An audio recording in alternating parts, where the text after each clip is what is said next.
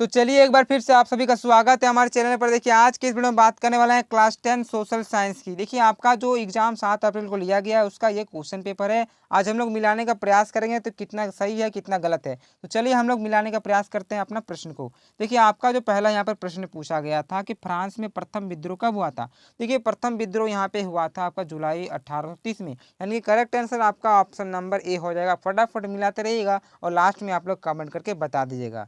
चलिए आगे दूसरा जो यहाँ पर प्रश्न पूछा गया है कि निम्न में से किसका विश्वास था कि ईश्वर की मर्जी के अनुसार राष्ट्र ही मनुष्यों की प्राकृतिक इकाई थी। तो देखिए इसका अगर सही आंसर की बात कह सकते हो ऑप्शन नंबर यहाँ पे जो सी दिखाई दे रहा है आपका जियोसफी मैथेसनी, इसका ये कहना था, यानी कि करेक्ट आंसर ऑप्शन नंबर 2 हो जाएगा। फटाफट मिलाते रहिए। चलिए आगे तीसरा प्रश्न यहाँ पे पूछा गया था कि निम्न में से कौन सी घटना पूरे यूरोप के शिक्षित अभिजात वर्ग में राष्ट्रीय भावनाओं का संचार किया। तो ये देखिए आपका करेक्ट आंसर आपका ऑप्शन नंबर यहाँ पे जो 2 दिखाई दे रहा है आपका, यानी यूनान का स्वतंत्रता संग्राम आपका सही आंसर हो जाता है।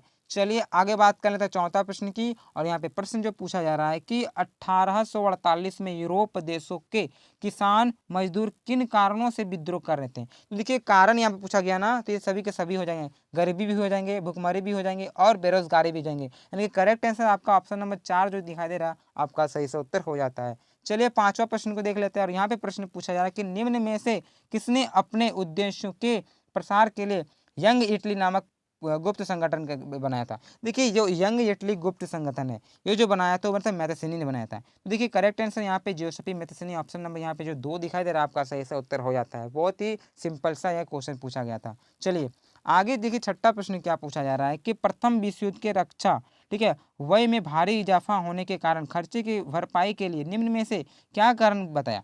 तो देखिए आपका 6 का जो ऑप्शन नंबर यहाँ पे हो जाएगा, इनमें से सभी हो जाएगा।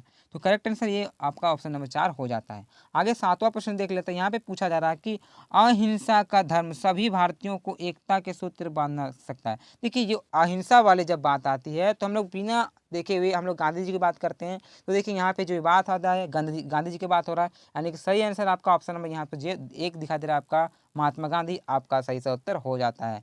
चलिए आगे बात कर लेते हैं आठवां प्रश्न की। और यहाँ प्रश्न पूछा जा रहा है कि देखिए जालियांवाला बाग हत्याकांड जो हुआ था ठीक है, तो जालियांवाला बाग मैदान में अमृतसर के गांव वाले लोग ठीक है किस मेले के शिरकत करने के लिए गए थे। तो देखिए बैसाखी का दिन था तो बैसाखी के मेले के लिए गए थे, यानी कब हुआ था घटना, वो हुआ था 13 अप्रैल 1919 को ठीक है। जालियांवाला बाग हत्याकांड हुआ था कहाँ पे, अमृतसर में, किस लिए, बैसाखी का मेला था उस दिन। चलिए आगे बात कर लेते हैं नौवां प्रश्न की। और यहाँ पे प्रश्न पूछा जा रहा है कि महात्मा गांधी द्वारा ठीक है वायसराय इरविन को लिखे खत में सबसे महत्वपूर्ण मांग किस वस्तु को लगाए कर को खत्म करने के बारे में था। देखिए जो नमक कर था इसके विषय में था ठीक है। तो correct answer option number A जो आपका 9 को दिखाई दे रहा है, नमक के विषय में ये पत्र लिखा था। चलिए आगे 10वां प्रश्न देख लेते हैं। फटाफट मिला दीजिएगा, लास्ट में बता दीजिएगा आप कमेंट करके अपना नाम के साथ भी। चलिए देखिए यहाँ पे प्रश्न पूछा जा रहा है कि हिंद स्वराज नामक पुस्तक किसने लिखी। बहुत ही ईजी क्वेश्चन। देखिए हिंद स्वराज नामक पुस्तक है वो लिखा गांधी जी ने। करेक्ट आंसर ऑप्शन नंबर जो आपका 3 दिखाई दे रहा है आपका सही से उत्तर हो जाता है। इसी प्रकार हम लोग अगला प्रश्न की बात कर लें। तो अगला जो प्रश्न पूछा जा रहा है कि जर्मनी में एकीकरण का श्रेय किसे दिया जाता है।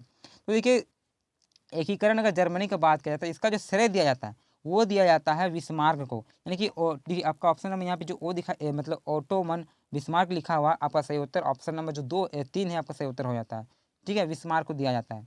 चलिए फटाफट मिलाते रहिए। आगे देख लेते हैं। और यहाँ पे पूछा जा रहा है कि चौरा चोरी जो हत्याकांड हुआ था किस वर्ष हुआ था। देखिए चौरा चोरी हत्याकांड हुआ था आपका हुआ था 1922 में हुआ था।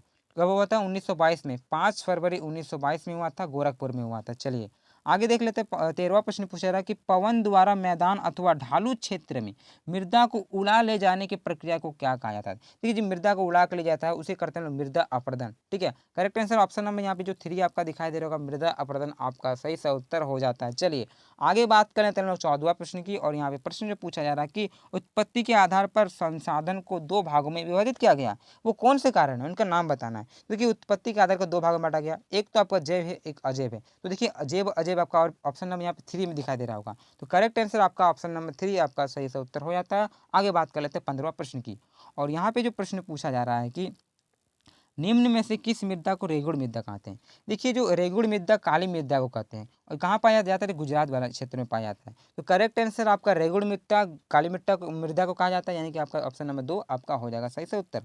चलिए आगे 16वां प्रश्न की बात करते हैं। यहाँ पे प्रश्न पूछा जा रहा है कि जून 1992 में ब्राजील के किस शहर में प्रथम अंतर्राष्ट्रीय पृथ्वी सम्मेलन हुआ था? ठीक है, तो देखिए आपका सही से उत्तर ऑप्शन नंबर यहाँ पे जो आपका 3 दिखाई दे रहा है, जेनेरियो में हुआ था। ठीक है, तो जो प्रथम पृथ्वी सम्मेलन हुआ था वो कहाँ पे हुआ था? ब्राजील में हुआ था। और किस शहर था? शहर का नाम था जेनेरियो। तो चलिए अब बात कर लेते हैं हम लोग 17वां प्रश्न की। और यहाँ पे प्रश्न पूछा जा रहा है कि निम्न में से भारत के किस राज्य में खनिज और कोयले का प्रचुर भंडार है? तो खनिज और अगर बात कह सकते हैं ये सारी जो भी चीज़ें हैं ज़्यादा से ज़्यादा झारखंड, मध्य प्रदेश और छत्तीसगढ़ में पाए जाते हैं। यानी कि ऑप्शन नंबर यहाँ पे जो 4 दिखाई दे रहा है आपका सही से उत्तर हो जाएगा। चलिए फटाक से मिलाते रहिए। अब हम लोग बात करेंगे 18 नंबर प्रश्न की। और यहाँ पे प्रश्न जो पूछा जा रहा है कि भारत में भूमि का कितना प्रतिशत, ठीक है, भाग भू क्षेत्र मैदान है? मैदान यहाँ पूछा गया है ना, तो मैदान आपका 43% होगा। यानी कि ऑप्शन नंबर यहाँ पे जो 2 दिखाई दे रहा है आपका सही उत्तर हो जाएगा। ठीक है, 18 का ऑप्शन नंबर दे, 2 जो है 43% हो जाएगा। अब देख लीजिए 19वां नंबर क्या प्रश्न पूछा जा रहा है कि देश के क्षेत्रफल का लगभग 27% हिस्सा, ठीक है, जो खनिज, जीवाश्म ईंधन और वनों के अपार संचय के रूप में किस क्षेत्र में जाना जाता है? तो ये जो आता है आपका 27% यहाँ पूछा गया है, तो ये आपका पठारी वाला क्षेत्र में आ जाएगा। यानी कि आपका ऑप्शन नंबर जहाँ ए दिखाई दे रहा है पठारी आपका सही उत्तर रहेगा।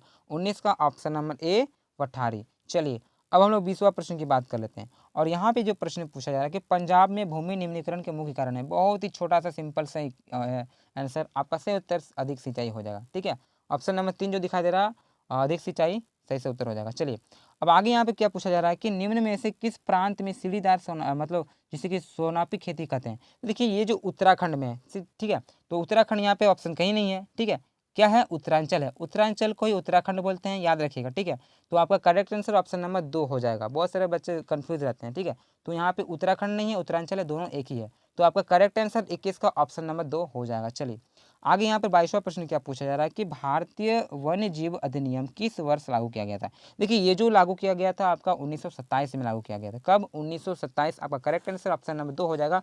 फटाफट मिलाते रहिए। चलिए आगे यहाँ 23वां जो प्रश्न पूछा गया था, कौन सी परियोजना सतलुज, ब्यास, ठीक है, बेसिन में जल विद्युत उत्पादन और सिंचाई दोनों के काम में आती है? तो देखिए 23 का अगर बात किया था तो ऑप्शन नंबर यहाँ पे 2 दिखाई दे रहा भाखड़ा नागल परियोजना है। इसके तहत, किसके तहत? भाखड़ा नागल परियोजना। आपका करेक्ट आंसर आपका ऑप्शन नंबर 2 आपका सही उत्तर हो जाएगा। चलिए आगे बात करेंगे हम लोग 24वां प्रश्न की। और यहाँ पर प्रश्न पूछा जा रहा है कि दुनिया भर में जल की कमी किन कारणों से बढ़ती रही है? तो ये जल की कमी की बात कही है तो वो तो सूखा भी कारण है, ठीक है, और सिंचाई की बढ़ती मांग के कारण है, ठीक है, जल की अधिक व्यर्थ जो कर रहे हैं इसी भी कारण है। तो ये सभी के सभी आपका इसका रीजन हो जाता है, यानी कि इनमें से सभी आपका सही आंसर ऑप्शन नंबर 4 हो जाता है। चलिए 27 का ऑप्शन नंबर 4। अब 25वां प्रश्न देख लेते हैं। तो यहाँ पे प्रश्न पूछा जा रहा है कि बेल्जियम में 1950 और 1960 के दशक में किन भाषा को बोलने वाले समूह के बीच तनाव बढ़ते चला था? देखिए जो बढ़ रहा था वो बड़ा था फ्रेंच और डच भाषी से उन दोनों के बीच। यानी करेक्ट आंसर आपका ऑप्शन नंबर जो ए दिखाई दे रहा है फ्रेंच और डच आपका सही से उत्तर हो जाता है। आगे यहाँ पे पूछा जा रहा है 26वां प्रश्न कि श्रीलंका के अधिकांश सिंगली भाषी लोग किस धर्म को मानते थे? देखिए श्रीलंका के जो भी अधिकांश सिंगली भाषी लोग थे, सिंगली भाषी लोग, वो लोग बौद्ध धर्म को मानते थे। यानी करेक्ट आंसर ऑप्शन नंबर जो यहाँ पे आपका 3 दिख रहा होगा बौद्ध धर्म आपका 26 का सही से उत्तर हो जाता है। चलिए 27वां प्रश्न की बात कर लेते हैं। यहाँ पे प्रश्न पूछा जा रहा है कि लोकतंत्र के एक बुनियादी सिद्धांत के रूप में राजनीतिक शक्ति का स्रोत किसे माना जाता है? राजनीतिक शक्ति का स्रोत ये आपको कमेंट करके बताना है। ठीक है, ये प्रश्न आपके लिए रहा। चलिए चलिए बताते हैं अगला प्रश्न। और 27वां हो गया, अब 28वां बात कर लेते हैं। ठीक है, 27वां भूलिएगा नहीं, कमेंट कीजिएगा। आप सभी के लिए एक प्रश्न तो रह गया। चलिए आगे बात कर लेते हैं 28वां प्रश्न की। और ये प्रश्न पूछा जाए कि सत्ता में भागीदारी की आवश्यकता पड़ती है? तो देखिए ये सभी के सभी हो जाएगा कारण। ठीक है, ये ऑप्शन नंबर जो 4 दिखाई दे रहा है ये सभी हो जाएगा। ठीक है, चलिए मैं फटाक से आंसर बताने का प्रयास कर रहा हूँ, ये सभी आप पढ़ लीजिएगा। आपका करेक्ट आंसर ऑप्शन नंबर 4 हो जाएगा 28 का।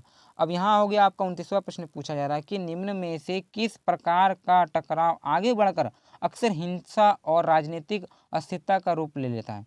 तो हिंसा का जो रूप लेता है वो क्यों लेता है? वो सामाजिक कारण में लेता है। यानी कि ऑप्शन नंबर जो आपका यहाँ पे 2 दिखाई दे रहा है आपका सही सा उत्तर हो जाता है। ठीक है, सामाजिक आपका सही सा उत्तर हो जाता है। चलिए आगे यहाँ पे 30वां प्रश्न जो पूछा जा रहा है कि संविधान और विभिन्न स्तर की सरकारों के अधिकारों की व्याख्या करने का अधिकार किसे है?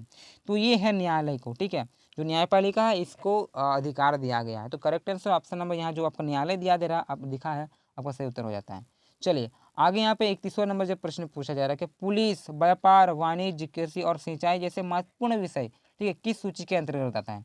ये जैसे कि पुलिस वाला हो गया, व्यापार हो गया, कृषि है, ये सभी के सभी जानते हैं ये आपका संघ सूची में भी आता है और समवर्ती सूची में भी आता है। ठीक है, राज्य सूची में भी आता है। संघ और राज्य दोनों में आता है, इसलिए समवर्ती सूची में हो जाएगा, यानी कि करेक्ट आंसर आपका ऑप्शन नंबर 2 हो जाएगा। देखिए 31 का ऑप्शन नंबर जो यहाँ पे 2 समवर्ती सूची आपका सही से उत्तर हो जाता है। चलिए आगे बात कर लेते हैं आपका यहाँ पे जो यहाँ पे लिखा हुआ 32वां प्रश्न, और यह प्रश्न पूछा जा रहा है कि केंद्र शासित प्रदेश वाले इलाकों का शासन चलाने का विशेष अधिकार किस सरकार को दिया जाता है। देखिए जो केंद्र शासित होता है ना, इसमें अधिकार जो दिया जाता है राज्य सरकार को तो नहीं दिया जाता है, ठीक है, स्थानीय सरकार को भी नहीं जाता है, दिया जाता है केंद्र सरकार को। ये जो कंट्रोल होता है केंद्र सरकार के हाथों में होता है, यानी कि करेक्ट आंसर जो आपका ऑप्शन नंबर ये दिखाई दे रहा है आपका सही से उत्तर हो जाएगा। चलिए अब यहाँ पे अगला प्रश्न देख लेते हैं। यहाँ पे पूछा जा रहा है कि जब केंद्र और राज्य सरकार के शक्तियों लेकर स्थानीय सरकार को दी जाती है तो क्या कहा जाता है। तो ये आपका सही आंसर ऑप्शन नंबर यहाँ जो 2 दिखाई दे रहा है आपका सत्ता के वैकल्पिक केंद्र, आपका सही से उत्तर हो जाता है। सत्ता के वैकल्पिक केंद्र आपका ऑप्शन नंबर 2 जो दिखाई दे रहा है आपका सही उत्तर हो जाता है। चलिए आगे बात कर लेते हैं 34वां प्रश्न की, और यहाँ पे जो प्रश्न पूछा रहा है कि आर्थिक विकास के अंतर्गत सम्मिलित लक्ष्य है, तो ये लक्ष्य आपका इनमें से सभी हो जाएगा, ठीक है। ये आपका सही आंसर ऑप्शन नंबर जो 4 दिखाई दे, ये तीनों आपका सही से उत्तर हो जाता है। आगे बात कर लेते हैं 35वां प्रश्न, और प्रश्न पूछा है कि भारत के किस राज्य में गरीबी का प्रतिशत सबसे अधिक है। तो देखिए छत्तीसगढ़ में सबसे ज़्यादा है। कौन सा है? छत्तीसगढ़ में, यानी कि करेक्ट आंसर ऑप्शन में यहाँ पे जो आपका ए दिखाई दे रहा है आपका सबसे और नंबर 1 में आता है, correct answer option number A हो जाएगा। चलिए अब 35वां हो गया। 36वां प्रश्न की बात कर रहे हैं, तो यहाँ प्रश्न पूछा जा रहा है कि भारत में प्रच्छन्न बेरोजगारी सामान्यतः किस क्षेत्र में दिखाई देता है। देखिए प्रच्छन्न बेरोजगारी दिखाया जाता है वो कृषि क्षेत्र में दिखाया जाता है। करेक्ट आंसर आपका ऑप्शन नंबर जो यहाँ पे 3 दिखाई दे रहा है आपका सही से उत्तर हो जाता है। चलिए 37वां बात कर लेते हैं। 37वां प्रश्न पूछा जा रहा है कि भारत किस वर्ग के में आता है। तो देखिए भारत जो आता है वो विकसित तो है नहीं, ठीक है, गरीब भी नहीं है, कम जनसंख्या वाला भी नहीं है, वो है निम्न आय में, ठीक है, मीडियम में भी आता है, लेकिन ये आपका निम्न है, तो यहाँ पे आपका ऑप्शन नंबर यहाँ ए दिखाई दे रहा है, निम्न आय आपका हो जाता है। चलिए आगे बात कर लेते हैं हम लोग अगला प्रश्न की 38वां नंबर को। यहाँ प्रश्न पूछा जा रहा है कि निम्न में से, ठीक है, कौन अर्थव्यवस्था की विशालता का प्रदर्शित करता है। तो देखिए ये जो प्रदर्शित करता है वो कहता है सकल घरेलू उत्पाद, यानी कि आपका ऑप्शन नंबर यहाँ पे ए दिखाई दे रहा है, सकल घरेलू उत्पाद आपका सही से उत्तर हो जाता है। आगे 2 प्रश्न बचे हैं, इसे भी देख लेते हैं, फिर आप कमेंट करके बता दीजिएगा लास्ट में। चलिए फटाफट मिलाते हैं इन दोनों को भी। और यहाँ पे प्रश्न पूछा रहा है कि परिवहन, भंडारण, ठीक है, संचार, बैंक सेवा को व्यापार के किस गतिविधि के प्रमुख उदाहरण हैं। तो देखिए जो भी ये सेवा वगैरह आते हैं ना, ये आपका तीर्थक क्षेत्र में आते हैं, यानी कि करेक्ट आंसर ऑप्शन में यहाँ पे जो आपका 3 दिखाई दे रहा आपका तीर्थक क्षेत्र आपका सही से उत्तर हो जाता है।